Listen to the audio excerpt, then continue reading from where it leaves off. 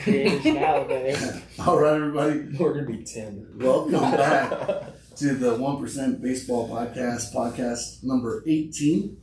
I've got Garret and Sean here at the Adventure Point Studios near the Dominion. We'll be filming out here for a little bit. And so, right off the top, I know we're just talking a lot of buzz about tryouts. We've been getting a ton of interest online. And so, before I even ask how you guys are doing, Garret, talk a little bit about tryouts and kind of what's coming up the pipe. Yep.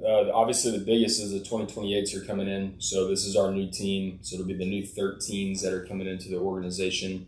If you're 2028, come out, come check us out. I think the biggest thing, too, that people need to understand and that I want people to know, and, man, this is an opportunity to go get better. You know, the way that we structure our tryouts is like it's a full showcase style like workout that, you know, if you're going to go to these things when you get older, it's what it's going to look like. You know, it's a 3-day event. It's Friday, Saturday, Sunday. You get to test your numbers that we're looking at. So any numbers that we find important in the game, we're testing those on the first day. The second day is a little bit more skill evaluation, like what can you do baseball wise, and then we get to put that into gameplay, right?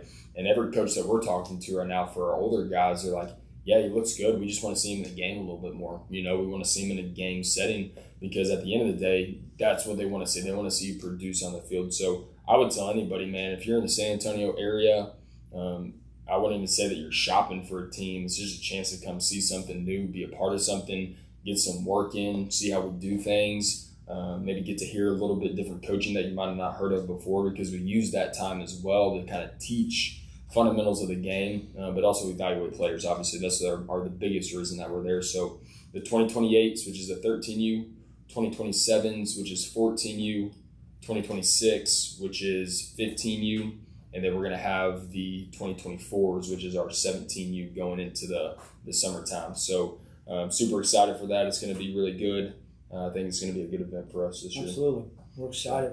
Well, I know, just kind of to compound and piggyback on that, there's some surprises coming, some announcements coming on the strength and conditioning side. Yep. You know, what does that mean to folks who don't know or aren't familiar with Tribe and familiar with the process? What is finally having that dedicated strength and conditioning coach mean for the program? I think it's going to be huge. I mean, if you listen to anything that we say, if you see anything that I post on Facebook or just any of the like kind of blog type posts that I'm putting out, just my thoughts and the stuff that we say during the podcast, it is 100% wrapped around strength and conditioning. I think it has to be.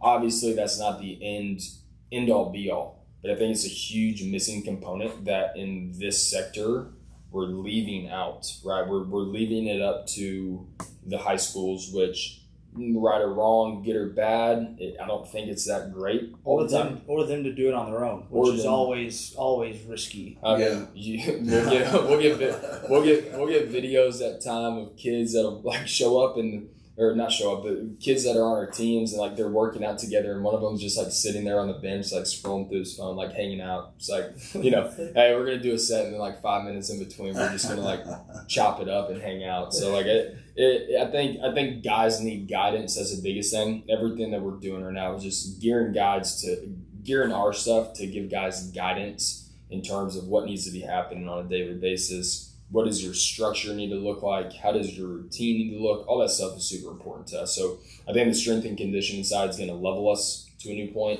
I think we're going to start seeing guys truly kind of explode, and they're going to start to really level up their ability to play the game.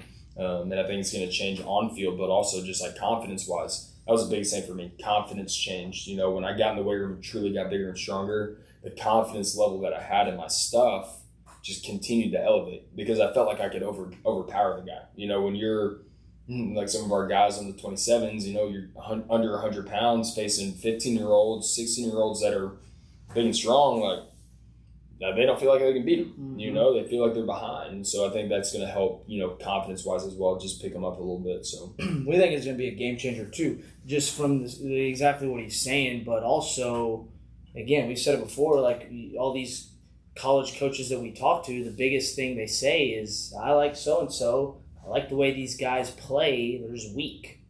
Right? They just don't have any legs under them. Right? So, again, being able to provide that value all in-house is it's going to be great for us, but also even better for the players. And that's what we're excited about. That's the nice thing. It's all in house now too. Like everything's going to be. You're literally going to be able. It's a one-stop shop for everything. You got your teams, you got your strength and conditioning, you got your lesson side from the hitting and pitching, and now we're adding in this guy that we're going to hire, which we'll talk about at the end of the podcast. He is a true infield guy. He played in infield in college. That's what he coaches now. That's what he loves to do. So he's going to be working the strength and conditioning side from a lesson standpoint, or that's what his normal job is. But then on a day-to-day basis with the teams, he's going to be the infield guy, and it's going to help just give more eyes, more presence, more coaching, which is exactly what we're chasing. So. Yep. And then when I win the lottery on Saturday, we'll have a facility. Yep, 1.6, baby. What is it, 1.6 or 1.2? Billion, right? I'll take whatever I get. If I gotta split it, it's not a big deal. 1.2 billion. That's right. Well, I know. I think this is like the best time of year for sports in general, but most importantly for us, the World Series is on. You're seeing some really good baseball, right? Not just bombs, not just so-so pitching, but you're seeing like the best of the best come out. So, as you guys are watching, what are you seeing? And what are you conveying to the boys across the board to get them to, number one, pay attention, but also to continue to buy in to the process? The biggest thing that you go back to Game 1 of the World Series when Castellanos makes that play, right? This is something that I've been talking a lot about with especially our younger teams because we're not hitting the baseball as good as we have in the past right now. So the biggest thing that like me and him too have been stressing to these guys is win the game on defense. You want to play more. You want to be a guy that's of value on this team right now. Be the best defender at your position. Force me to where I have to play you, right? So I go home and I'm sitting in the truck watching that game on the way after lessons, and Castellanos makes that play in Game 1 in right field, and then they go into the 10th, and Real Muto hits the bomb to put him up and eventually win that game, right? So it's kind of funny. It starts to bring this stuff back full circle, and they're asking him in his post-game interview about that play, and he's like, man, like you got to be locked in for all these opportunities because you never know when that single play is going to make the difference. Because, you think about it, like it would have been easy, say that play happens in the second or third inning, it would have been easy for him to not be locked in, pull up on that ball, and a run scores. Yeah. Right? And then you start to see how the game progresses is, man, there's opportunities all over the field. You want the baseball, and on defense, if you're hunting to win the game on defense, they're going to be a very hard team to stop. Yeah. We've said it before, elite defenders find a way on the field. And we're talking about big plays. Obviously, Chas McCormick last night, huge play up on the wall. Like that's a double or triple for sure. Probably exact same situation as what happened in Game 1. Triple off the wall all day. And not only that, like you look at it from a momentum standpoint, like that completely took the life out of the Phillies. Yep. That stadium was silent after that, and arguably the most hostile environment to play in the game of baseball. Yep. And I think too, it's just like you're gonna go. There was a guy talking about just Chas McCormick, and people have kind of been railing him. Right, the guy right now hasn't been hitting the best. Everybody's been saying like that 7 and 8 hole spot just hasn't produced for the Astros, and we're gonna win, but they haven't been producing. But the guy keeps playing. Why? Right there. There's your reason. And it's parents are always asking, or people are always asking, like, well, how can my kid play more? Why is he not playing over this guy? And I'll let you talk about what we're going to talk about here in a second. But like to me, it's, man, if you make yourself that valuable to where it's like you are that locked down defender, yeah, you could suck at hitting right now, but you're going to provide value in other ways, right? Mm-hmm. So I think it's like you've got to be able to open up your ability to like provide value to a coach and to a team, not just based on hitting, right? Everybody looks at it like hit the ball hard, right? Just hit the ball hard. If you just do that, you'll play. Hitters, if you hit, you don't sit. Well, if you hit the same as another guy, but that guy is a better defender than you, he's going to play all day. Because now when you make a mistake, he's not in the field, right? And so your run valuation, how much you mess up on defense or how much you provide from the box, like if you make more errors than this guy, like dude, they're gonna play the other guy over you all day long. Absolutely. Well, what a lot of people forget too is like how hard hitting a baseball is. It's not easy. It's not easy, especially as you get higher levels in a baseball, right? You think even competitive high school baseball, right? Like hitting is hard. Yeah. And to be a good hitter consistent is very hard. Yeah. right? So there's going to come a point in every single person's career where you're not hitting. Yeah.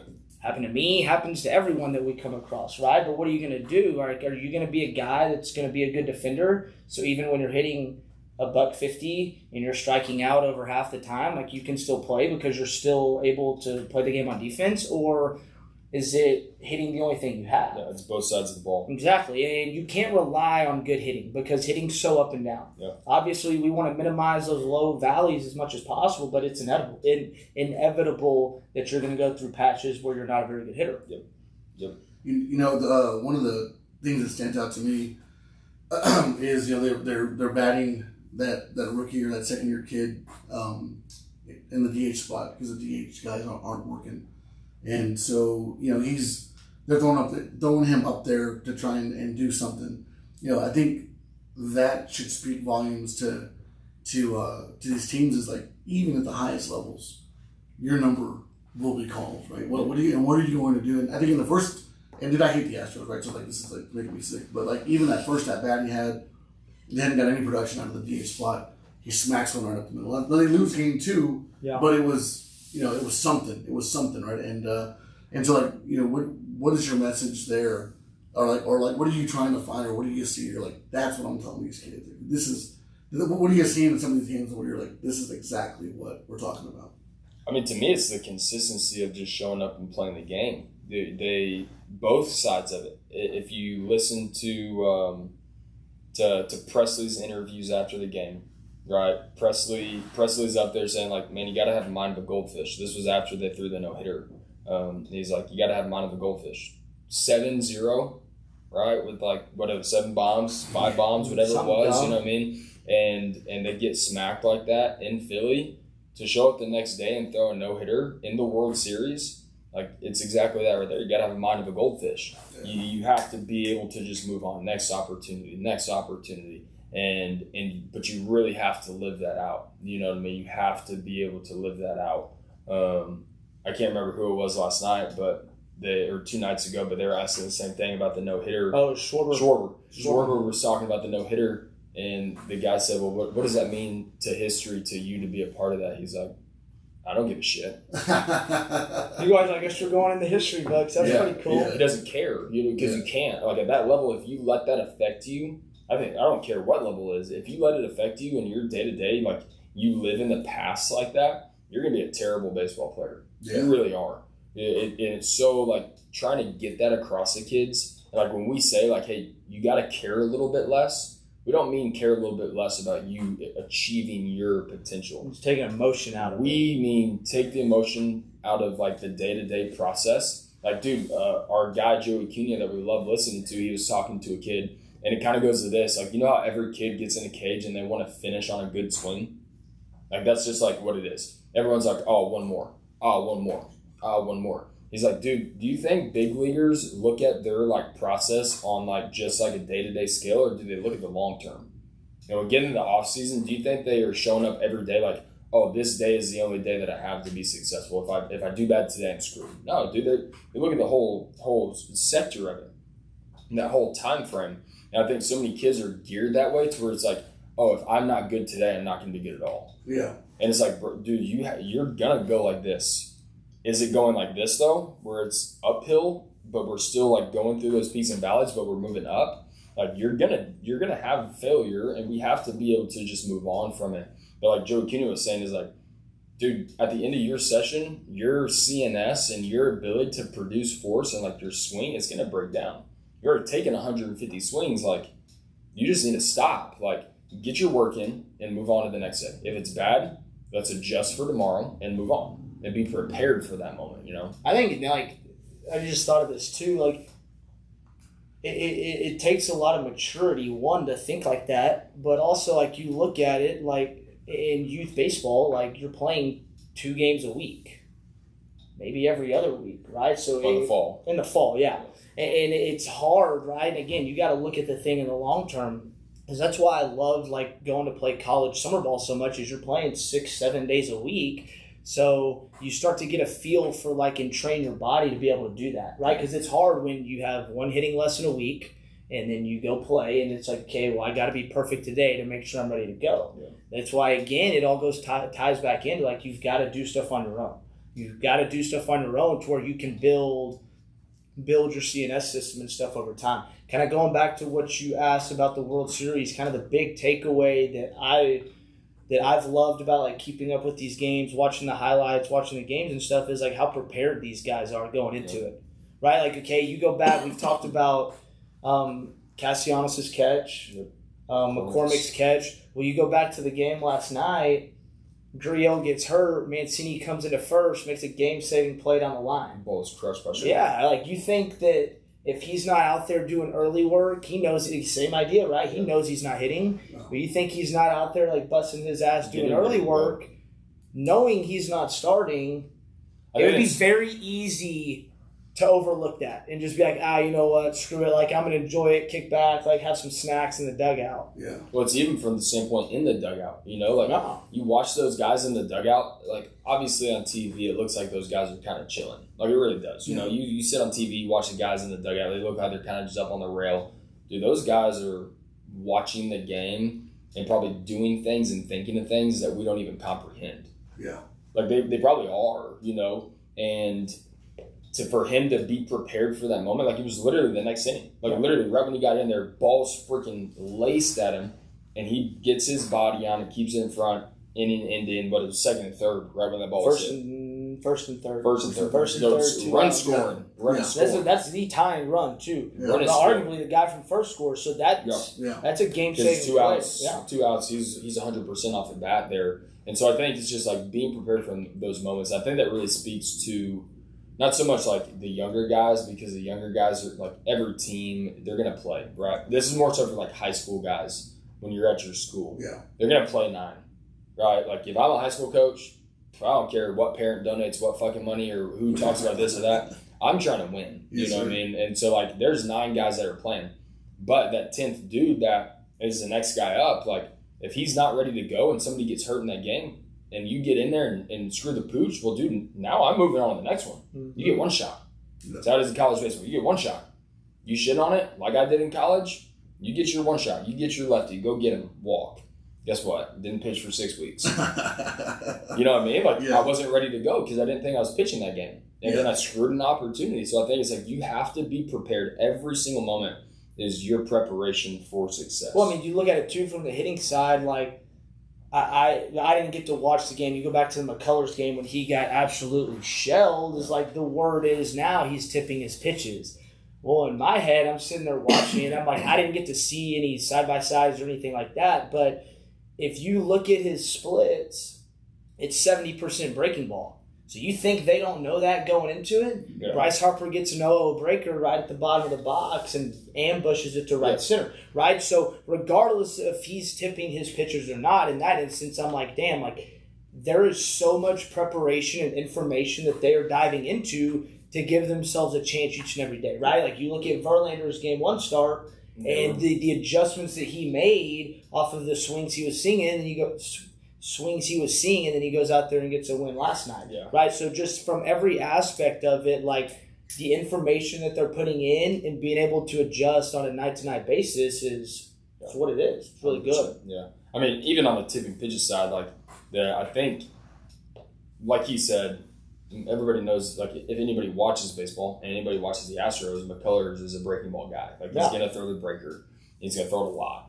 And so I think was it 6 in a row to start the game? Yeah, it was just start the bottom. He didn't throw a single non-breaking ball in any of the pitch sequences in which he gave up a home run. Yeah. And so I think it's like the information's there, right? But you see him tipping pitches, so everyone's like, oh, he's tipping pitches, so like that's why he got rocked. Well, agreed, and you can see it definitely once you kind of look back, and I think that's something for hitters to kind of pick up on right now is, dude, pitchers are uncomfortable. Pitcher, like, at that level, this is different. He's probably, I mean, it's a World Series. Like, if you think any of those guys aren't nervous or, like, anxious out there, like, you're crazy. Like, they're full of that. But what I'm saying is even pitchers at the youth level, they are uncomfortable. They are very uncomfortable. And if you pay attention to those discrepancies and just watch, right? It's almost like back in the day when you had, like, when you were in kindergarten, they gave you 2 pictures that looked the exact same. but there's differences. Where's Waldo? Where's Waldo? You know, like, whatever. It's like there's two pictures, and it's like the ear's different or the bracelet's different, whatever, right? If you watch like pitchers throw and you have that vision in your head and you're watching, you can pick up on those subtle differences. Yeah. Well, it's not only that, but like you just look at it from the standpoint of, and again, I always try to relate this back to youth baseball, right? Because even when I was in college, we had information where first pitch of the game, like, hey, like there was a guy we saw from Central Arkansas. He was a freshman All-American, was like 90 to 92 from the left side, right? But when he would throw his changeup, the arm would drop. Right, so it's just those subtle instances like that where you're able to lay off that pitch in a crucial situation and get yourself in a fastball count. Yep. But even from the standpoint of like the 27s and the 26s, when we go out to McAllister Park on Sunday, if you pay attention to watch the game, you'd be like, wow, like of the last 10 pitches he's thrown in an 0-2 count, it's been breaking ball and then a fastball right off of it or something like that. Yep. Right, so all that information, like you don't need like all these analytics and synergy and all this stuff to break down video and splits and hot zones and all that shit. You just got to simply pay attention. If you pay attention to the game, like there's information out there for you to help you. Yeah. It's all an advantage that you're putting within yourself. Like, okay, tipping pitches, like they're not cheating, right? The Phillies just did their job. Yeah. And they beat them. You know what I mean? If you're tipping pitches from because the catcher's doing something, he's tipping it on his setup, or the pitcher's tipping it how he's coming set or how he's moving, that ain't cheating. That's baseball. Trash cans are, but trash cans might be. Hey, but it don't matter right now. Right now, we're not using them, and we're kicking the shit out of everybody, right? Yankees, I heard a whistle. The Yankees and the Rangers. I heard a whistle. The Yankees and the Rangers are at home right now. They're on a beach in Cabo. Break. But I think it's just advantage, right? It's advantage that you're putting in your pocket, and you just as a hitter, like, dude, you have to gather as much information from the game as possible to put to your advantage. If you are not paying attention that way, you're just putting yourself at a disadvantage, right? Yeah. We always talk about readiness to hit, being ready to hit. What does that mean? Well, it's walking up to the plate with a planned approach, being on time. But the next piece too is studying the game that's happening in front of you. What is happening? What is this guy throwing?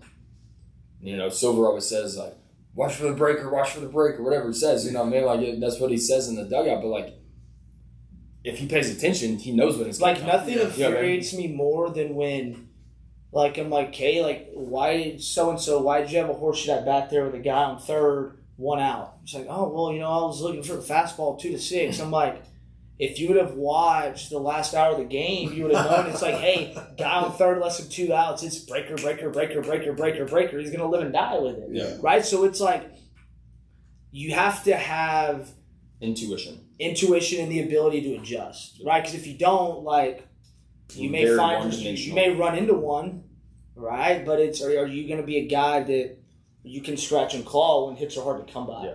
That's what I always love to see is the offensive teams that it's like, hey, like, Verlander's hard to get to. He's got the fastball with high spin. Like, are we going to be able to adjust in the third and fourth inning after everyone's seen him 1 or 2 times and be able to say, okay, like, we're going to have to either adjust the game plan or completely dismantle it because it ain't working right now and find a way to get this guy out. Yeah. Because that's what the good ones do. Yeah, you look at good offensive teams, it's... Yeah, I don't want to dwell on it, but like they were saying yesterday, like that, or he pitched yesterday, that his mechanics were off from the fastball a little bit, and it was sailing, right? And so the Phillies were laying off. You know, when they would see him rear back with a long stride, they said that to lay off because Verlander's not a long stride pitcher, so he's reaching for something, and anyway, it wasn't there. But we got about 5 minutes left, 6 minutes left. Yeah, I wanted to get back to tryouts because I know folks have a lot of questions. Yep. About not only the kids that are on the team, but the kids that are maybe going to try out. So what do you tell a kid, or what expectations or context should a kid coming in have, and a kid that's already on the team, should certainly be uncomfortable, and why? But why should they be uncomfortable, and what should they lean on internally to either make the team, but to know that they're going to play? Does that make sense? Are you saying like coming from a new team? Yeah. So if I'm a kid and I know like, okay, I'm going to come try out with this team. Yeah. I don't know if all those kids are going to come out. Am I even going to play? Or if I'm the kid on the team now am I entitled to be? I've been the X position. I think from a parent standpoint, even player standpoint, you should expect to play of yourself. If you walk in with no expectations of being the guy, like, I don't know if I really want you. You know what I mean? Like, I want every guy that we pick up to be the quote-unquote guy, right? From a player standpoint, though, I think it's based off of personnel and how we figure you out as a player, right? For us, like, we only play 9 whenever you get to Sunday because we want it to be competitive that way. We were watching a video the other day of, who's the old basketball coach for Texas Tech? Bobby Knight. Yeah, there we go. Bobby Knight was talking about the biggest encouragement or the biggest thing that drives players, and he said it's that ass on the pine. It really is, man. Like, the bench is the best motivator. The bench is the best motivator, and sometimes guys need that. And whether they like it or not, like, I want the best for every single guy that walks through our doors, from a training side, now a strength and conditioning side, team side. We want the absolute best and most for them. But you got to earn that, Like, that's one of my things that I've been asking myself, because we've been reading the book Extreme Ownership by Jocko and Willick.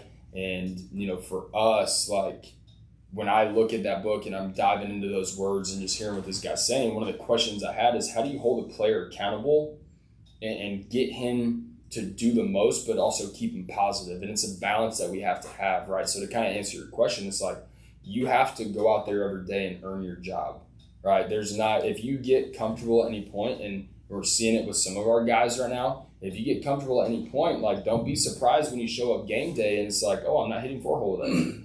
Oh, I'm not hitting 2 hole today.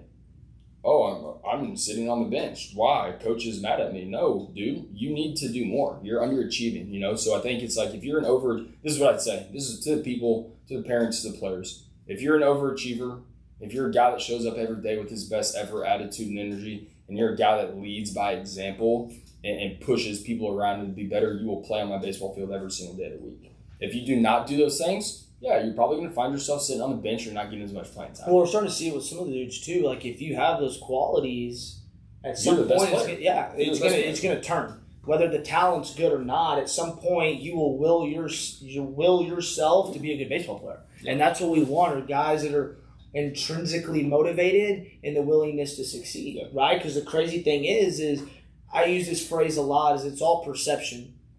At the end of the day, whatever you perceive in your mind is how you're doing, right? And those dudes with those qualities, like, whether they're playing on Sunday or not, they're still finding a way to win. They're still finding a way. Like, I'll have dudes come up to me in the dugout and they're like, hey, coach, like, the guy's tipping his pitches, or, hey, I think his steal sign is whatever. That's what guys would want. Yeah, I'm like, the dude's locked in, ready to go. Like, even though he's not playing, he's putting his teammates in a position to have success. That's what we want. Yeah, I know I'm encouraged when you hear some of the boys talk at any of your teams, and they're talking about like a pitch sequence and why they went, why they didn't go, what they saw. But it's really, a year ago or 9 months ago, you're not getting that from these boys. Yeah. They're still thinking about the game in a different way. They're lucky to wipe their own ass. But I do see, and this is for the folks that are going to try out, the approach is different. The bodies are starting to get different, and there's that's part of it's growing up, part of it's buying into the system. But the third thing you're starting to see is uncomfortability from kids who maybe weren't uncomfortable at some point, and determination, persevering. Yeah. Right? Because there's some kids that had shit seasons who are like, now it's like there's the kid. Yeah. There he is. Yeah. And I think it's good. And as a parent, I don't want my kid to fail, but I certainly embrace accountability. And I don't think it's ever too early to instill that. And so being hands off has been tough, right? But it's been good, because at the end of the day, I can't get up there and hit a baseball or pitch for him or do anything. And so like, to add on to that too is, like, some of this stuff takes some time. When we start talking about, like, how we do stuff, how we coach the game, it takes some time, especially for new dudes, right? So don't expect, like, after tryouts, like, walk in day one, tournament one, it's like, bam, we're kicking the shit out of everyone, right? Like, it takes some time to be able to get these dudes, one, to understand what we're asking, but two, where we can write the lineup, roll them out there, and like they're taking complete ownership of the game, and we're just directing traffic. Ryan Newman, this is the last piece I'll say. Ryan Newman, he's an infield coach for the Chicago White Sox. I was listening to some stuff on him today, just some of his coaching. He made a really good point. He said, at the end of the day, he's a minor league coach. He coaches in high A for the White Sox, and he said, we want to win on a day-to-day basis here. He goes, but our goal at this level is development. He's a high A coach, right?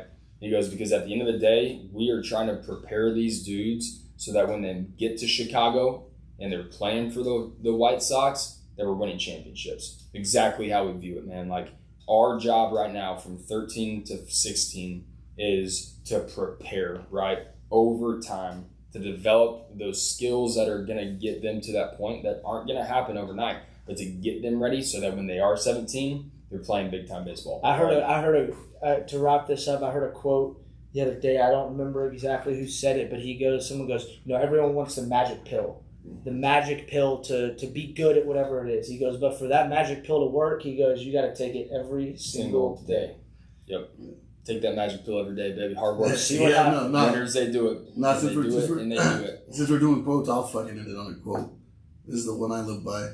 It's that weightlifter dude. He says, my mom used to always tell me, son, there's always going to be somebody bigger and badder than you. He says, nah, mama. Like, I want to be the baddest. No. Yeah, somebody has to be the baddest. Yeah, so I want him to be the baddest, right? Anyway, so that's all the time we got. Thanks, guys. Again, we will be churning these out a lot more. We've got a new home base for now, and we'll see you at tryouts. Yep. Thanks, guys. Thank you.